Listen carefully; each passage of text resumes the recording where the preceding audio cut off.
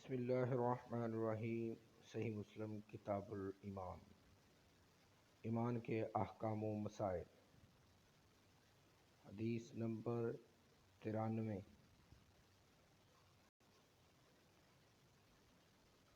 یحییٰ اور حمید بن عبد الرحمن خمیری حج یا عمرے کے ارادے سے نکلے۔ ہم نے آپس میں کہا کاش رسول اللہ صلی اللہ علیہ وسلم کے صحابہ میں سے کسی کے ساتھ ہماری ملاقات ہو جائے تو ہم ان سے تقدیر کے بارے میں آج کل کے لوگوں کی کہی ہوئی باتوں کے متعلق دریافت کر لیں۔ توفیق الہی سے ہمیں عبداللہ بن عمر رضی اللہ تعالی عنہ مسجد میں داخل ہوتے ہوئے مل گئے اور میں اور میرے ساتھی نے ان کو درمیان میں لے لیا۔ ایک ان کی دائیں جانب طرف تھا اور دوسرا بائیں طرف۔ مجھے اندازہ تھا کہ میرا ساتھی گفتگو کا معاملہ میرے ہی سپرد کر دے گا، چنانچہ میں نے عرض کیا، اے ابو عبد الرحمن، اے عبداللہ بن عمر کی کنیت ہے۔ واقعہ یہ ہے کہ ہماری طرف کچھ ایسے لوگ ظاہر ہوئے ہیں جو قرآن پڑھتے ہیں، علم حاصل کرتے ہیں اور ان کے حالات بیان کیے۔ ان لوگوں کا خیال ہے کہ تقدیر کچھ نہیں، ہر کام نئے سرے سے ہو رہا ہے۔ پہلے اس بارے میں نہ کچھ طے ہے نہ اللہ کو اس کا علم ہے۔ ابن عمر رضی اللہ تعالی عنہما نے فرمایا، جب تمہاری ان لوگوں سے ملاقات ہو تو انہیں بتا دینا کہ میں ان سے بری ہوں اور وہ مجھ سے بری ہیں۔ اس ذات کی قسم جس کے نام کے ساتھ عبداللہ بن عمر حلف اٹھاتا ہے، اگر ان میں سے کسی کے پاس احد پہاڑ کے برابر سونا ہو اور اسے خرچ بھی کر دے تو اللہ تعالیٰ اس کی طرف سے اس کو قبول نہیں فرمائے گا یہاں تک کہ وہ تقدیر پر ایمان لے آئے۔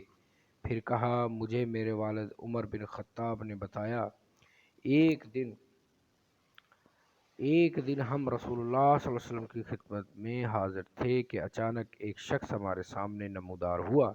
اس کے کپڑے انتہائی سفید اور بال انتہائی سیاہ تھے۔ اس پر سفر کا کوئی اثر دکھائی نہ دیتا تھا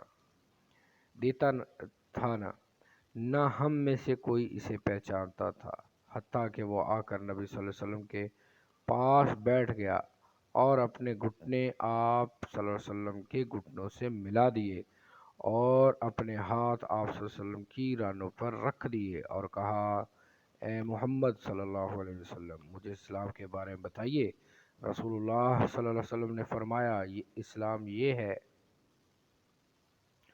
کہ تم اس بات کی گواہی دو کہ اللہ کے سوا کوئی عبادت کے لائق نہیں اور محمد اللہ اور اس کے رسول ہیں، اور محمد صلی اللہ علیہ وسلم اس کے رسول ہیں۔ نماز کا اہتمام کرو، زکوٰۃ ادا کرو، رمضان کے روزے رکھو، اور اگر اللہ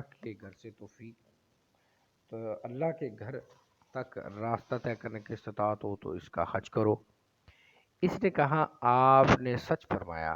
حضرت عمر رضی اللہ تعالی عنہ نے کہا، ہمیں اس پہ تعجب ہوا کہ آپ سے پوچھتا ہے اور خود ہی آپ کی تصدیق کرتا ہے۔ اس نے کہا، مجھے ایمان کے بارے میں بتائیے۔ آپ نے فرمایا، یہ کہ تم اللہ اور اس کے فرشتوں، اس کی کتابوں، اس کے رسولوں، آخری دن، یوم قیامت پر ایمان رکھو اور اچھی اور بری تقدیر پر بھی ایمان لاؤ۔ اس نے کہا، آپ نے درست فرمایا۔ پھر اس نے کہا، مجھے احسان کے بارے میں بتائیے۔ آپ نے فرمایا، یہ کہ تم اللہ کی عبادت اس طرح کرو گویا کہ تم اسے دیکھ رہے ہو، اور اگر تم اسے دیکھ نہیں رہے ہو تو وہ تمہیں دیکھ رہا ہے۔ اس نے کہا، مجھے تو قیامت کے بارے میں بتائیے۔ آپ نے فرمایا، جس سے اس قیامت کے بارے میں سوال کیا جا رہا ہے وہ پوچھنے والے سے زیادہ نہیں جانتا۔ اس نے کہا، تو مجھے اس کی علامات ہی بتا دیجیے۔ آپ نے فرمایا، علامات یہ ہیں کہ لونڈی اپنی مالکہ کو جنم دے، اور یہ کہ تم ننگے پاؤں، ننگے بدن، محتاج، بکریاں چرانے والے لوگوں کو دیکھو کہ وہ اونچی سی اونچی عمارتیں بنانے میں ایک دوسرے کے ساتھ مقابلہ کر رہے ہیں۔ حضرت عمر نے کہا، پھر وہ سائل چلا گیا۔ میں کچھ دیر اسی عالم میں رہا، پھر پھر آپ صلی اللہ علیہ وسلم نے مجھ سے کہا، اے عمر، تمہیں معلوم ہے یہ پوچھنے والا کون تھا؟ میں نے عرض کی، اللہ اور اس کا رسول زیادہ آگاہ ہیں۔ آپ صلی اللہ علیہ وسلم نے فرمایا، وہ جبریل تھے، تمہارے پاس آئے تھے، تمہیں تمہارا دین سکھا رہے تھے۔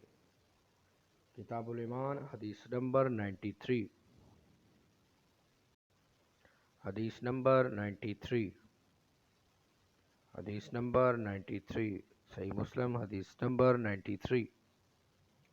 صحیح مسلم دی بک آف فیتھ، کتاب الایمان حدیث نمبر 93۔ حدیث نمبر 93۔ 93 حدیث نمبر 93۔ 93 حدیث نمبر 93۔ حدیث نمبر 93۔ حدیث نمبر 93۔ حدیث نمبر 93۔ 93